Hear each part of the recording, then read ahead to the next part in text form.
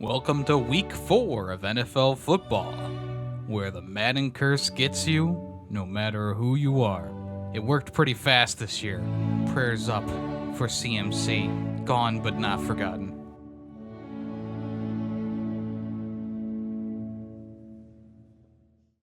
Danny Dimes was cooking early on. He knows Neighbors is somewhere down the field, breaking rookie records. Unfortunately, he went out with a concussion midway through the game. Dak was playing really well early on, but realized it was past his bedtime, so he went to sleep on his Tempur-Pedic mattress. Oh shit! He's got a gun! CeeDee Lamb got a massage on the field. Ooh, that made Deshaun Watson very jealous.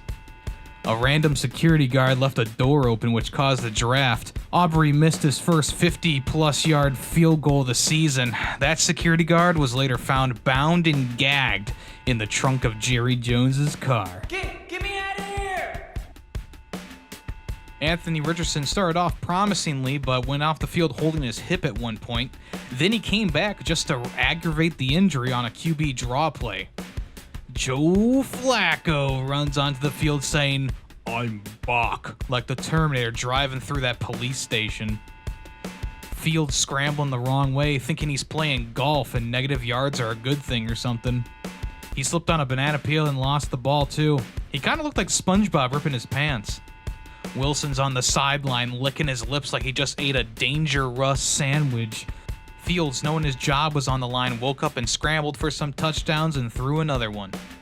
I think he stole some of Diddy's baby oil, though, because he dropped a crucial snap and then threw a sloppy ball into double coverage.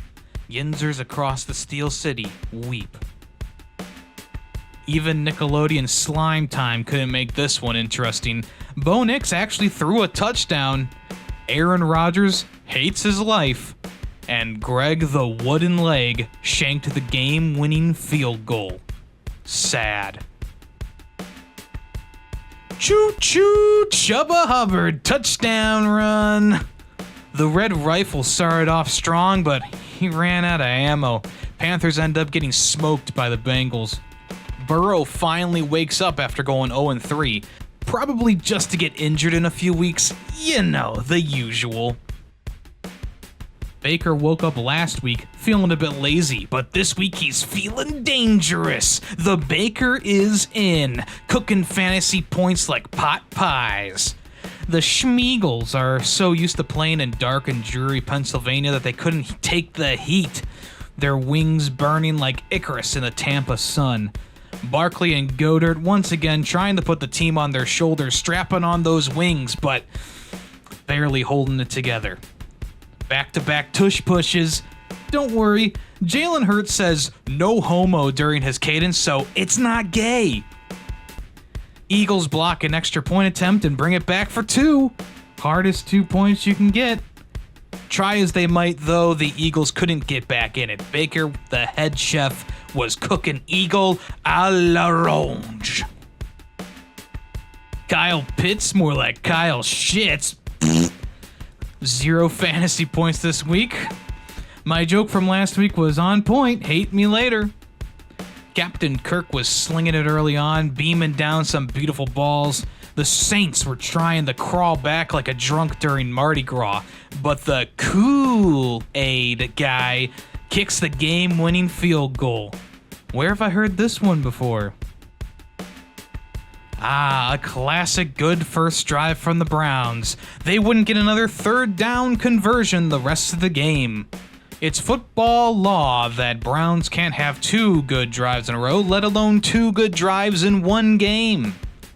The Duke of Sex comes onto the field. I think he came a little bit on the ball too, because his receivers were not dropping any passes. Raiders riding the glory on a trick play. Minshew must have drank the secret stuff from Space Jam. Is that a fumble 6? Oh, just for Hopkins to miss the extra point. What are you doing? Myles Garrett is pretty excited for Ghost of Yotai, I see. What the fuck is the punter doing?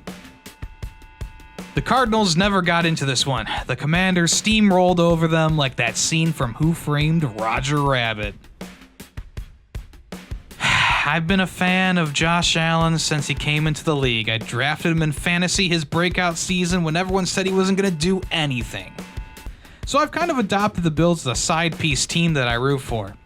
This was one of those games you want to forget. From start to finish, it was bad mojo. Edgar Allan Poe's ghost writing limericks of despair as he watched Lamar and Henry eat away at the Bills' defense. On the other side, the Ravens' defense steps up to limit both the passing and the run game. They strapped Allen into the pit and let that pendulum swing. Sammy Boy looked good in his first 4 outings. The Vikings are shining on offense, and now Sam Darnold is in the hunt for MVP, seeing as DeMar has the comeback player of the year on lockdown. The Packers tried to come back in the second half, but couldn't get over that hump. Malik Willis is 2-0, while Jordan Love is 0-2. Mahomes took out Rice with friendly fire there. Betrayal. Sat down on his knee like Rice was Santa Claus. Tony Romo still praised him, though. Oh, what a play. Rice gets some time with his family now. Always thinking of his teammates, that Mahomes. Those State Farm commercials are going to his head. Jake from State Farm doesn't have a PhD, Patrick. One unwatchable game, the other one very entertaining. It's almost like we don't need 2 games on Monday night. The Titans put in Mason Rudolph after a pretty bad interception by Will Levis. The Mayo Man strikes out and cries tears on the sideline. Stu Huntley was also in the game, throwing sharts instead of darts. Let's switch over to the more interesting game, though. The Lions running back room reminds me of Chubb and Hunt, or Chunt as they were called.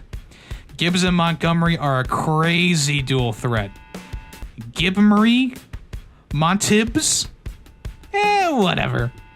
DK Metcalf proving he's a beast every week.